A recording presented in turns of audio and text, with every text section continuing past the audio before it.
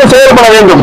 அதே போன்று தற்போதைய காலகட்டத்தில் ரவுடிகளுக்கு எதிராக பல்வேறு அடக்குமுறைகளிலும் வீரிய நடவடிக்கைகளும் தமிழக காவல்துறை எடுத்து வருகிறது. ஆனால் அதை இந்த கொலைக்கு ஒரு சிறு நாட்கள் மட்டுமே பயன்படுத்திக் கொள்ளாமல் வருகிற காலங்களில் போராடக்கூடிய தலைவர்களுக்கு எதிராக நடக்கக்கூடிய அந்த சமூக விரோத கும்பல்கள், கூலிப்படைகள், ரவுடிகளினுடைய கொலைமீட்டர்களை கண்காணித்து போராடக்கூடிய தலைவர்களுக்கு பாதுகாப்பு அளிக்க வேண்டிய பொறுப்பு தமிழக காவல்துறைக்கும் தமிழக அரசுக்கும் உள்ளது.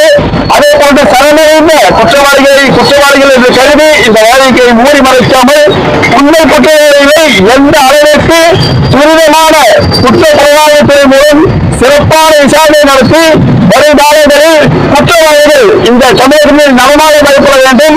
தலைவர்கள் மக்களுக்காக போராட துரிதமாக செயல்பட வேண்டும். எந்த ஒரு தலைவரும் நாம் மனத்தை பயந்து